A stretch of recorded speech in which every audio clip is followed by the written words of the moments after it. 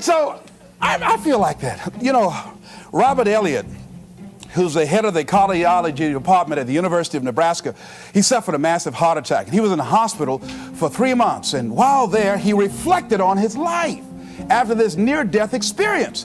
Because his mother and father, both of them had no history of heart failure. Both of them lived to be over 80.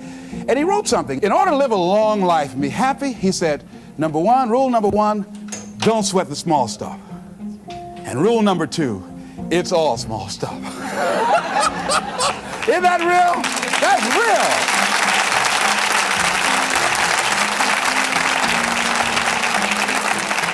real. See, if you're working on your dream, sure there are going to be times you're going to want to give up. Sure there'll be times in life I'll knock you down and catch you on the blind side. But the challenge is to hold on. And if you hold on tenaciously, I say the universe is on your side. A way will come out of nowhere. Someone will step forward and help you. Just a blessing. Who are you? I don't know, but thank you for coming. Hey.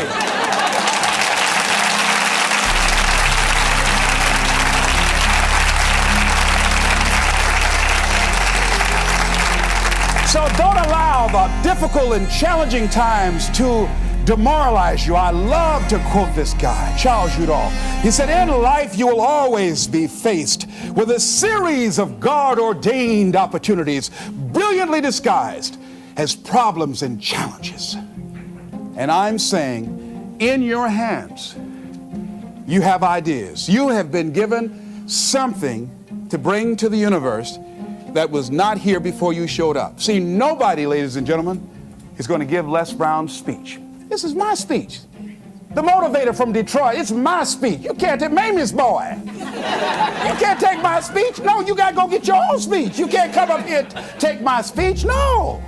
So I'm saying to you, can't nobody take your good? See, that which is meant for you has your name on it. No one can take your good from you. That's you. That work you've been given, that idea that you've been given, if you don't come out here with that idea, no one's going to bring your idea out here. Whatever you're sitting on, whatever idea you're working on, whatever passion, you got to be like Johnny Youngblood. He said, hey, I've got to live what's in me. And let me tell you, I'm happier than I've ever been in my life. Why? I got peace of mind. You can't even put a price tag on that. I'm doing what I'm supposed to do.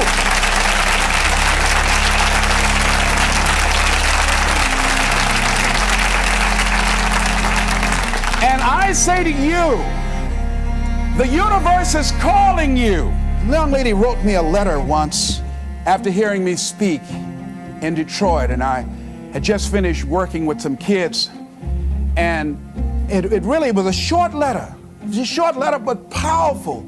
And the letter read, she said, the voice of greatness has called me, and I'm afraid to answer. Ooh. I felt that. I know what it is not to answer. See, I could have been doing this years ago, but I was afraid to answer.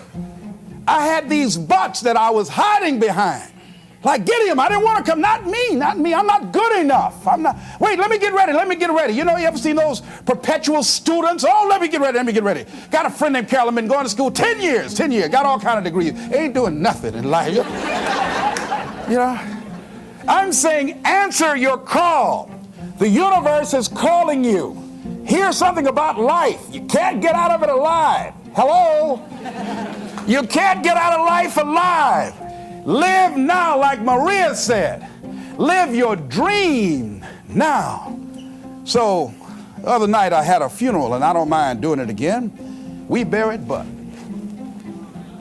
We said, but you won't have no place in our lives no more. These dreams you've been killing. Oh, but you ain't gonna kill no more dreams up here. Everybody repeat after me. But get out of my life. I don't need you no more. Don't come back here.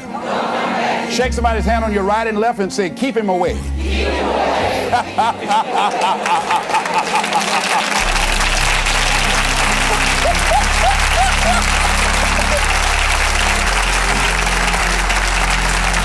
So finally I say, look at your life and decide that my life is beautiful, that my life is meaningful to me.